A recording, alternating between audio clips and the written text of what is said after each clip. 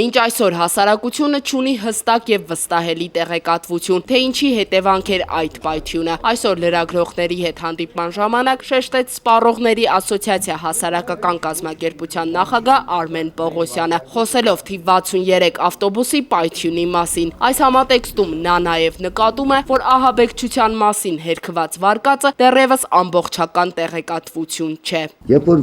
ցանկացած երկրում ցանկացած Ադիս Աբեբայից սկսած մինչև Բրյուսել պատահում է պայթյուն, 2 ժամ հետո հայտարարում են, այսինչ կազմակերպությունը վերցրեց պատասխանատվությունը կամ ոչ ոք չվերցրեց պատասխանատվությունը։ Անցել է 3 օր, մենք դա էլ չգիտենք։ Հանրապետության մեջ չկա ինֆորմացիա լիարժեք։ Հնարավոր պատճառները 3-ն են, կամ տերակտ, կամ տեխնիկական պատճառ, կամ էլ հանցագործություն։ Երբ որ ցանկացած երկրում ցանկացած Ադիս Աբեբայից սկսած մինչև Բրյուսել պատահում է պայթյուն, 2 ժամ հետո հայտարարում են, այսինչ կազմակերպությունը վերցրեց պատասխանատվությունը կամ ոչ ոք չվերցրեց պատասխանատվությունը։ Անցել է 3 օր, մենք դա էլ չգիտենք։ Դե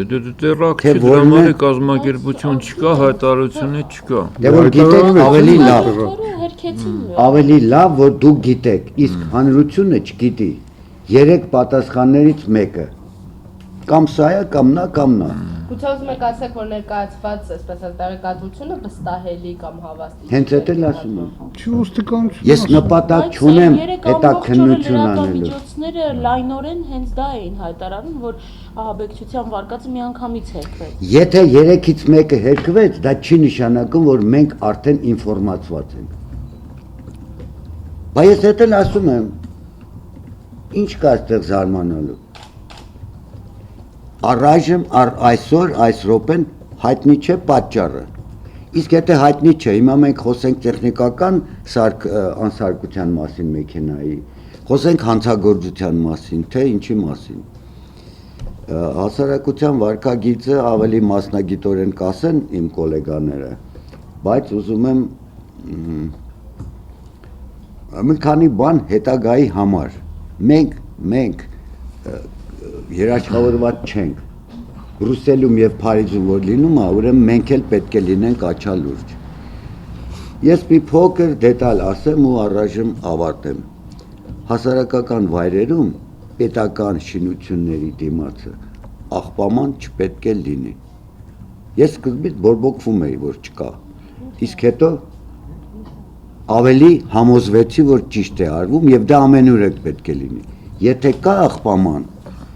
կառավարության կամ օպերայի դրան մոտ, պետք է լինի այն չափի, որ միայն մի հատ ծխախոտ մտնի մեջը, ուրիշ ոչինչ։ Փոքր դետալ եմ ասում, բայց այդ ամեն ինչը փոքրները իր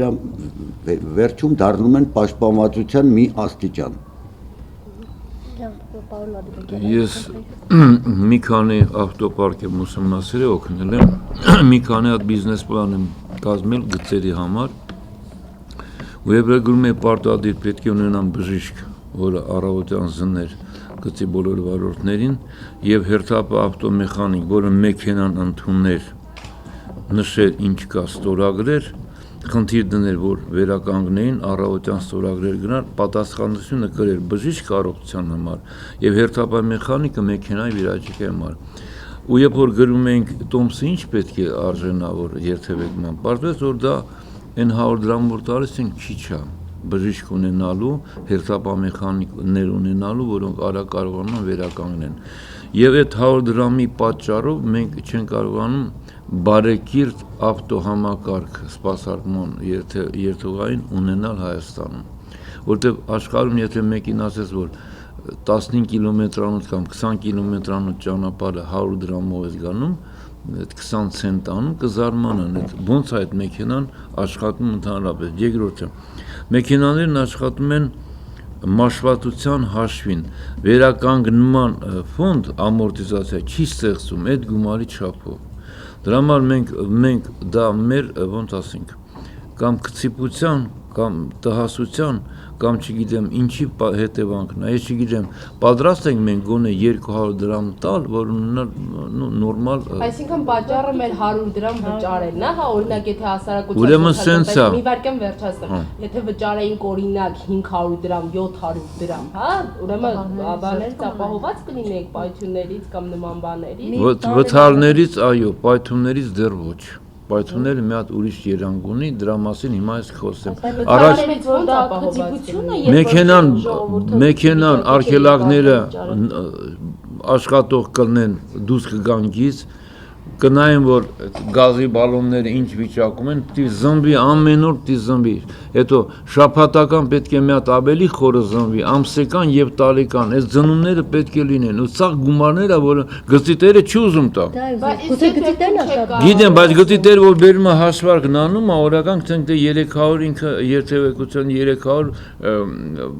մարդ անցնում իր երթուղային տաքսիները 300 մի գծի վրա լավագույն դեպքում, եթե 10 մեքենա ունի, անում է 3000, դա անում է 3000, ցենք դե 300,000 դրամ գումարը, օրինակ եմ բերում, երբ որ հաշվարկներն անում, ասում է տակը բան չի մնում, որտեվ ես դրա տեղը պիտի նոր մեքենա բերեմ, երբ որ սա իր ռեսուրսը սպառեց, դա լուրջ խնդիր է, նորից եմ ասում, ոչ ոք դրանով չի զբաղվում, եւ ես համամիտ եմ սպառողների իրավունքների պաշտպանին, հա? Բա քաղաքապետարանի տրանսպորտի վարչությունը ինչի համար, որ անկախ են հանգամանքից 100 դրամ վճարում, 10 դրամ վճարում։ Փորձեցին, ուրեմն հարցումը ես եմ արել միջազգային կազմակերպության համար Երևանի տրանսպորտային գիծը բարելավելու, գինը պետք է լինի 200 դրամ, որ համակարգը նորմալ աշխատի։ Դա իմ հարցումների հիման վրա իրանք հետո վերլուծել են ծախսերը, մախսերը եւ այլն, բերել առաջարկ քաղաքապետարանը հերկեց, ասեց մենք այսօր չենք կարող մեր քաղաքացիներից 200 դրամ ուզենք, դպրոցա գնում երեխան, մեկ աշխատողա գնում, պատկերացնում եք 24 օր նա 400 դրամ տա։ Անում մոտավորապես $20 ամսական պիտի տրանսպորտի փող տա, որ իր ամբողջ աշխատավարձը ընդամենը 120 կամ 150 դոլար է։ Դա լուրջ խնդիր է տնտեսական, չնայեք դա միայն մի հոգի է մեղավոր։ Մենք բոլորս ենք մեղավոր, եւ ամեն մեկը պետք է լինի պատրաստ դրա դիմաց լումատա։ Սա իմ առաջին մասը։ Երկրորդը պայթյունի վերաբերյալ։ 1000 բնակչից 100-ը ունեն հոգեկան խանգարումներ, բնածին։ 100-ից 10-ը աշխարհում դա միջազգային բաներ է։ 100-ից 10-ը բուժման կարիք ունեն։ 10-ից միայն մեկն է բուժվում, 9-ը մնում են մեր մեջ։ Ու հիմա խոսի պարոն Խուդյանը մոլուցքների մասին, հետապնդման մոլուցքի մասին, որ ինչ անում։ Ամերիկայի բոլոր նախագահների վրա սպանության փորձ է եղել։ Որտեղ մի հատ շիզոֆրենիկ իր բոլոր պրոբլեմների կենսական պրոյեկտելա նախագահի վրա ինքն է մեղավոր փորձել է սպանի։ Սա ընդհանուր բան է։ Հիմա այս դեպքում որ բերել է պայթուն արել, ընտանիքին փորձել է ինչ որ բաներ անել, այդ վարկածն է որ բան անում, սա այդ դասի մարդն է։